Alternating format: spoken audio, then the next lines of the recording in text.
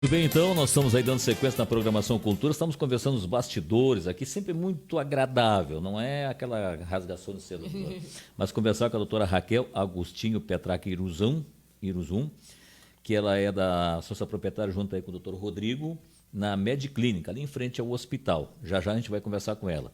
E hoje nós vamos tratar de assunto gastroenterologia pediátrica. E eu me surpreendi agora quando a gente conversava que crianças já têm esses problemas gástricos, né? Daqui a pouquinho a gente vai conversar com a doutora então. Vamos deixar para vocês também fazerem perguntas via Facebook, via WhatsApp e via também o Instagram e lá no YouTube. E a gente convida você que ainda não é seguidor da Rádio Cultura, seja mais um seguidor ali no YouTube, numa plataforma maravilhosa com a imagem excelente, e também no Facebook. Queremos agradecer ao Jax Oliveira Imóveis, na rua Júlio Castilhos, Companhia do Óculos no Calçadão com lentes e armações em 10 vezes, Reveste Pisos e Acabamentos, mandar um abraço para a dona Dulce, sempre nos acompanhando ali, na Teófilo Conrado de Matos 136, Clínica Dr. Jonathan Farina Bergman, referência em ortopedia e traumatologia, consultório Avenida 20 de Setembro 725, Nilson Motopeças, na rua Oswaldo Aranha 195, Móveis de casa, com certeza, o menor preço, General Câmara 1418. Funerária Anjo dos Pax, na rua Júlio de Castilhos 1275. Mercado Huber, na professora Neuza Paz do Amaral 219, bairro Fonseca. Uninter, maior universidade EAD do Brasil. Se você for fazer um curso à distância, uma graduação, pós-graduação, converse com o pessoal da Uninter e veja a estrutura que ela oferece para você. Ótica Xelim, na rua André Poente, 178, ao lado da Eletrônica Braga, armações a R$ 89,90. Clínica Santo Antônio Assistencial, na rua General Câmara, 1809. Era Energia Solar, monte na sua propriedade uma micro-usina de geração de energia e tenha uma renda mensal sobre a energia que você produzir. Reverendo Silveira, atendendo diariamente das 8h30 às 7 da noite. Luciano Bertinetti, fisioterapeuta. Supermercados Vergara, na rua General Câmara 1242. Laboratório Doutora Graça Betim, 2 endereços, na Osório 1120 e na Fernando Ferrari 1315, com espaço de estacionamento, menos circulação, menos movimento. Para as pessoas que têm um pouco mais de dificuldade, podem utilizar na Freeway 1315. Vrag, despachante documentalista de trânsito, comunicando que o ITR tem vencimento agora no dia 29 de setembro. Doutora Raquel Agostinho Petraca Iruzum, satisfação mais uma vez, bom dia. Bom dia a todos. Bom dia.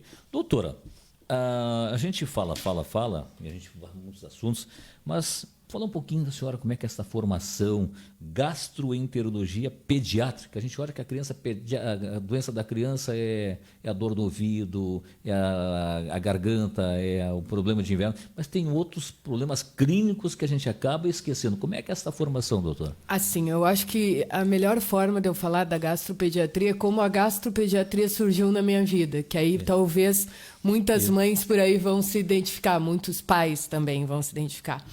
Bem, a gastro é interessante na pediatria porque, além das crianças que têm problema, tem todos os outros que os pais acham que as crianças têm problema, né? Sim. Falando do mais básico de tudo, né?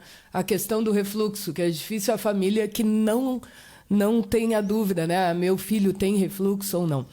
Mas eu vou começar contando, como eu falei, além de contar qual foi a minha formação, como eu descobri a gastropediatria.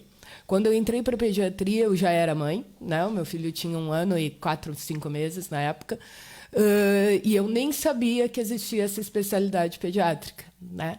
E ele já nas primeiras semanas começou com alguns sintomas, né, gastrointestinais e tudo mais, que eu discuti com quase todos os preceptores, meus chefes da pediatria, e não estava se fechando o diagnóstico dele, né? E aí foi a primeira vez que eu tive que descobrir e ir numa colega gastropediatra em Pelotas, né, que resolveu o diagnóstico em 5 minutos. Né?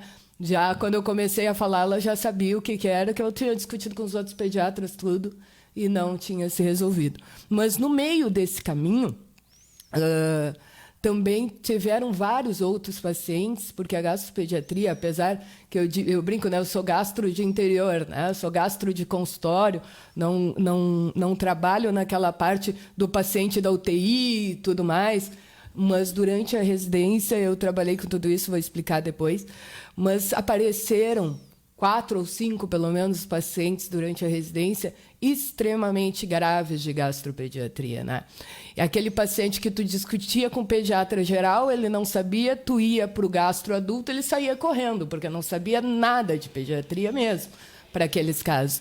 E que a gente teve que encaminhar para locais específicos. Inclusive, hoje, antes de sair, depois eu vou tentar compartilhar no meu Insta essa publicação, eu vi que o serviço, eu acabei fazendo a residência num dos melhores serviços do Brasil, né, que é o Hospital de Clínicas de Porto Alegre. Tá?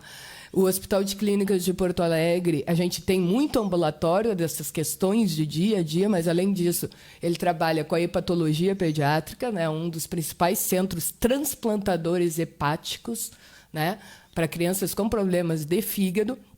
E também é um dos principais pontos de referência para pacientes de intestino curto, que são pacientes que, por algum motivo, perdem, né, ou nascem sem o funcionamento intestinal. E ontem saiu uma notícia de que foi permitido, ou saiu uma lei nova autorizando, né, o treinamento de familiares em casa para poder tirar os pacientes do hospital e tratarem ele em casa, com alguns tratamentos específicos, que o primeiro paciente que abriu isso foi um paciente que eu estava no diagnóstico, eu estava na cirurgia, né? Eu acompanhei por 30 dias até conseguir a vaga do Hospital de Clínicas, eu levei ele até o Hospital de Clínicas, fiz o primeiro contato para depois fazer o estágio, onde eu fiz a residência, acompanhei ele por mais 2 anos lá. Já está um homem, agora deve estar com 19, 20 anos, né? Já independente de nutrição parenteral, mas ele foi quem foi o primeiro paciente a conseguir sair depois de 2 anos dentro do hospital, conseguir sair e ir para casa mesmo precisando de tratamento. Mas eu só cito, porque assim, a gastropediatria tem aquela coisa do dia a dia, da constipação da criança com dificuldade de fazer cocô, a criança maior que tem dor abdominal toda hora, o refluxo, né? Quem precisa, quem não precisa tratar, a alergia alimentar, né? Que é outra dúvida frequente dos pais, aquelas questões dia a dia, que são dúvida em mais de 50% das famílias, e, ao mesmo tempo, algumas questões altamente complexas, né? Que são normalmente manejadas em hospitais de referência, né? Como que eu trabalhei.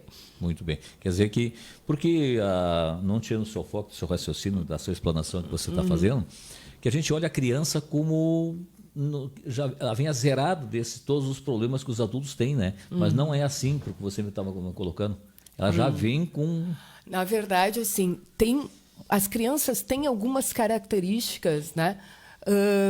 Criança chora, para começar. A criança não tem outra forma de comunicação, né?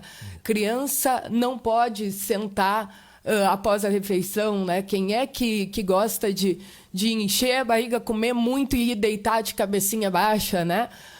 Criança toma só líquidos, então, e a criança tem uma tendência natural ao refluxo, né? Quem é que tem filhos, netos, que não conhece uma criança que ficou na dúvida, né? Meu filho tem refluxo, meu filho vomita toda hora, meu filho chora.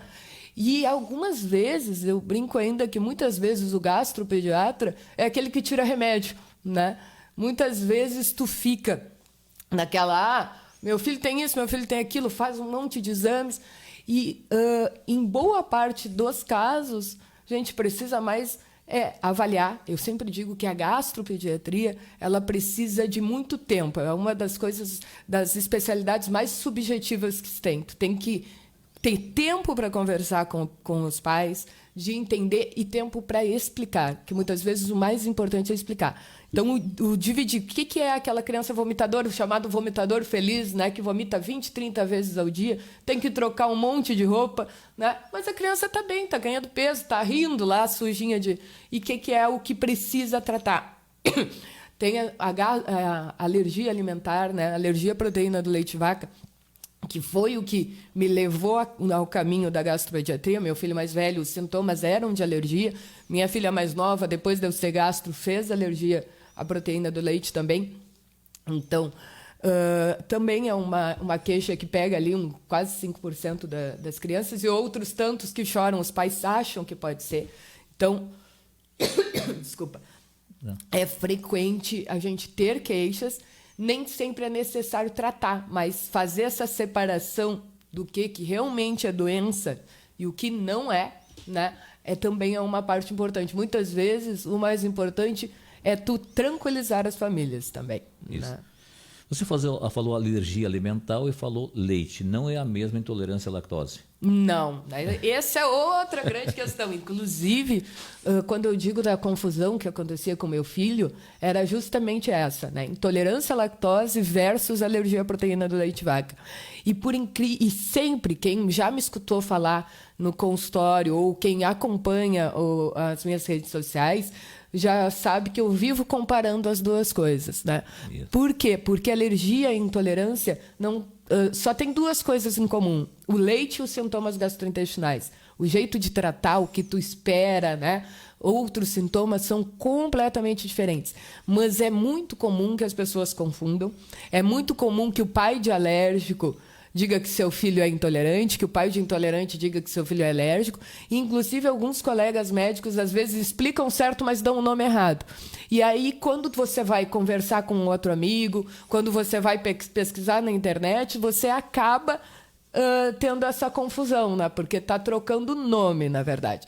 Mas intolerância à lactose é muito mais comum no adulto. Na verdade, afeta 70% em algum grau dos adultos em algum momento da vida. Alergia à proteína do leite de vaca é coisa de bebezinho, né? E tem sintomas extremamente variáveis. Então, são bem diferentes as duas coisas. Não vou... Eu demoro 1 hora só explicando essa diferença, né? Para ver direitinho. E essa intolerância, até que se deixe bem claro, sim, não é para o leite materno, né? A alergia, que é um tipo de intolerância, pode acontecer através do leite materno, mas pela dieta materna, né? Normalmente, na alergia à proteína do leite de vaca, do bebê que a mãe amamenta, quem tem que fazer a dieta é a mãe.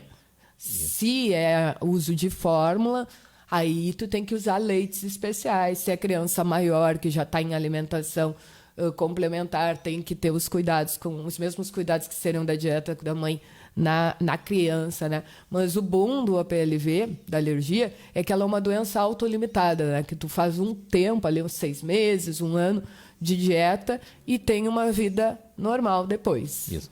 Aí eu vou fazer uma pergunta dentro dessa linha que você está falando, da materna.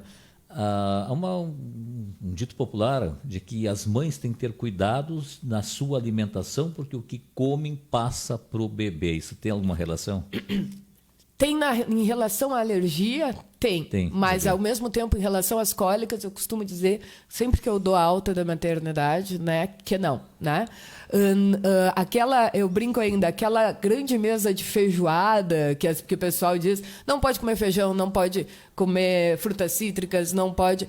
Assim, a realidade é que cerca de 10% a 20% das mães vão notar que algum tipo de alimento pode trazer algum desconforto, né, para a família. E uma parte desses 20% ainda cismou com alguma coisa, né?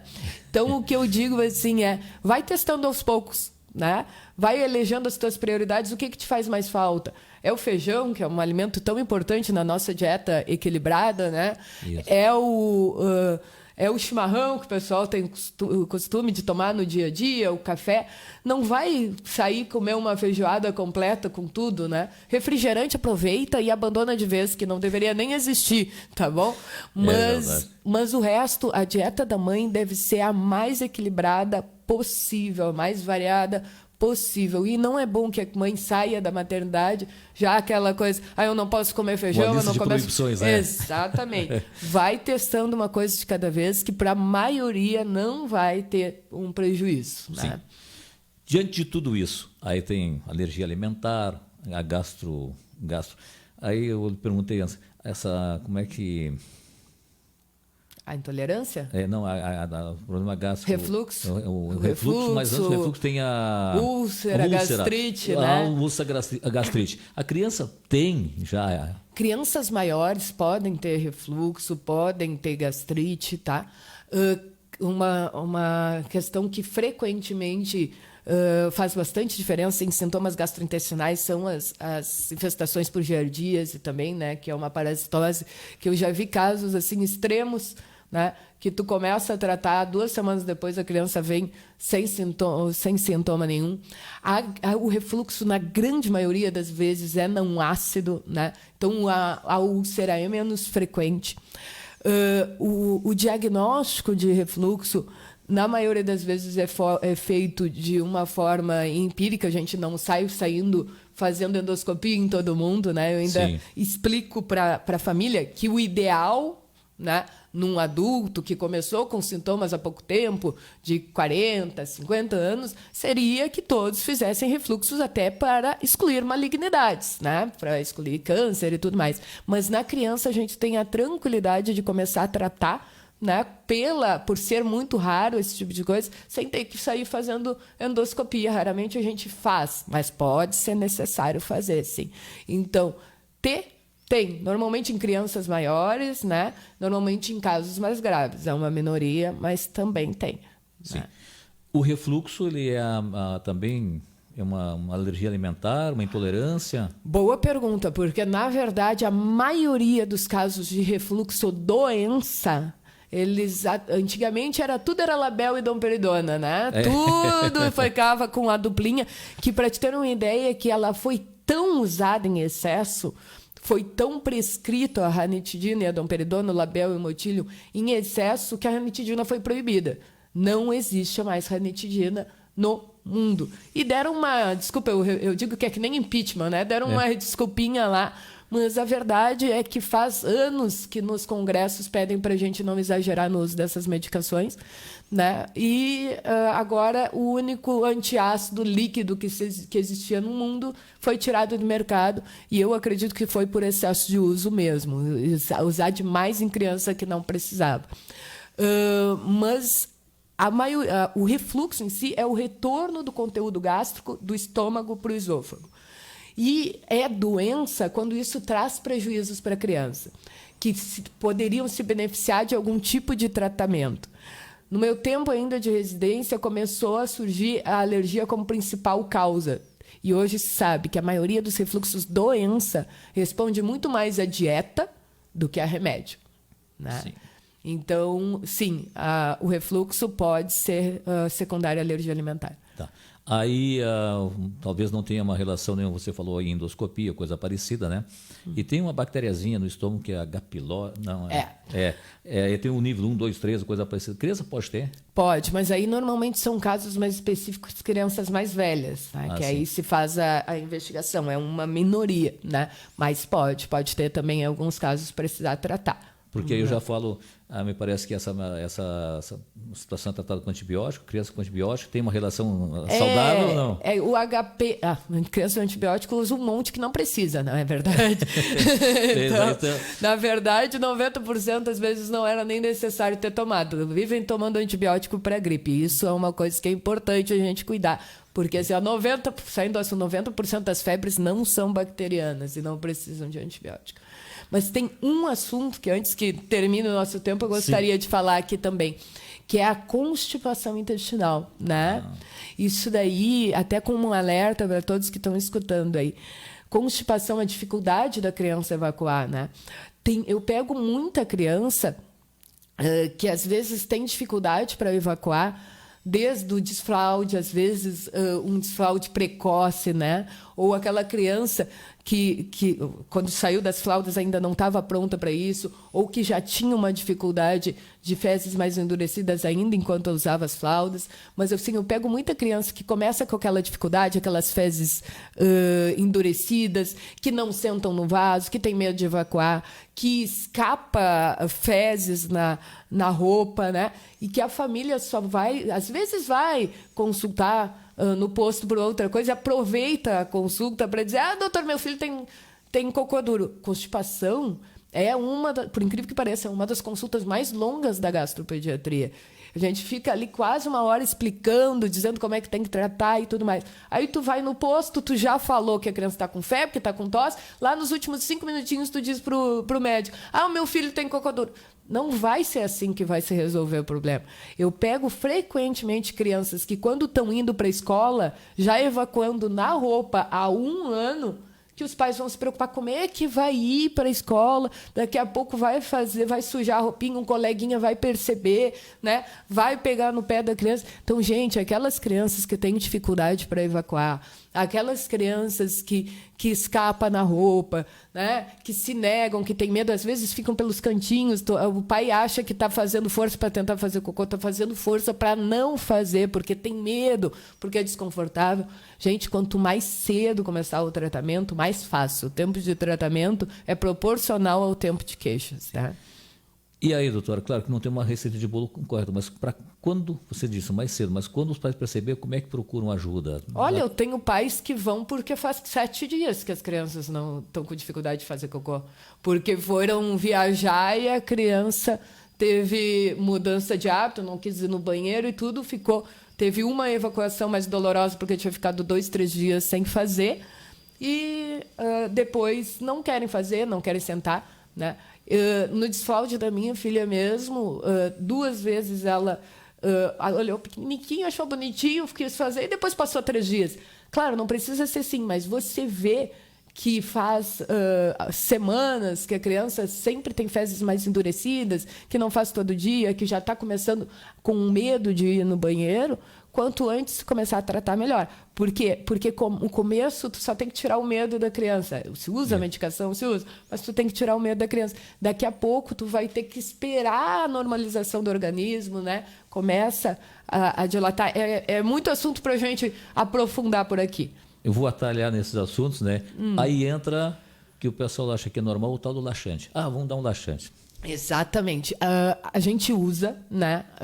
A gente tem o PEG, que é o nosso carro-chefe, que eu digo sempre que na gastropediatria, se deixar de ter essa medicação, a gente fica sem pai nem mãe, né? Eu acho que o único remédio que me preocuparia mais de sair do mercado seria o Aerolin, que aí sim a gente está ralado. Mas, assim, a gente usa a medicação que não age sobre o intestino, tá? E as medicações que agem sobre o intestino, elas são viciantes, tá? São altamente... vão deixando o intestino cada vez mais preguiçoso. Como é o caso do chá de sene, do lactopurga, do Almeida Prado, né? Que muitas vezes a pessoa toma um lactopurga e vai 4 vezes no banheiro, e daqui a pouco está tomando 4 lactopurga para ir 1 vez no banheiro, né? É questão dependente. Isso deixa o intestino dependente, sim. Né? Mas as medicações que a gente usa na pediatria, elas agem sobre as fezes, só amolecendo e deixando mais macio, mais fácil de fazer. Então, não deixa dependência. Que coisa... Doutora, eu gostaria de a gente conversar tanto, né? Não é por nada, é agradável conversar com a senhora. A gente conversa, a gente não faz uma entrevista, a gente conversa, né? Que é muito bom. E me deixa surpreso a gastroenterologia, esse problema gástrico das crianças, né? Que eu, como disse, acho que a criança vem zerada, né? Não vem com problema nenhum. Infelizmente, nem sempre é assim. E o diagnóstico, o tratamento, doutora, a receita. A gente observando que você falou assim agora, as fezes, por exemplo, né? A criança, ela tem que estar monitorada ou por quem a cuida ou pelos próprios pais, se ela está tendo uma regularidade funcional todo dia, né? Isso não acaba sendo um problema, porque normalmente criança de até 4, 5 anos, quem vai limpar o bumbum são os seus pais depois, né? Então eles vão acabar percebendo quando que está tendo problema, né? Faz parte da saúde olhar o cocô também, né? Se a gente observar como é que está a característica das fezes. Então, para a criança menor, que costuma ser o período que começa o problema, os pais vão acabar ajudando na higiene e vão perceber, né, se a criança está com dificuldade ou não está com dificuldade, né, mesmo depois do desfraude. Muito bem. Doutora, muito obrigado pela presença, obrigado mesmo. Obrigado pelo convite. A todos que nos acompanham aqui via Facebook, e até uma próxima oportunidade. Obrigado, até a próxima. A clínica em frente ao hospital, me esqueci. Medclínica, né, Conselheiro Brusque, 05. 05. Telefone? 3252-3830 ou 999-45-1046, que acaba sendo mais prático via WhatsApp, né? Exato. Horário de atendimento, dias da semana? Segunda a sexta-feira, manhã e tarde, das 8 ao meio-dia e da 1 às 5. Acompanha internações no hospital? Sim, acompanho internações, acompanho parto, né? Tudo isso. Tudo isso. Aham. Muito bem. Muito obrigado mais uma vez e até a próxima. Obrigada. Comerciais Fonsequinha, nós voltamos já. 8h40.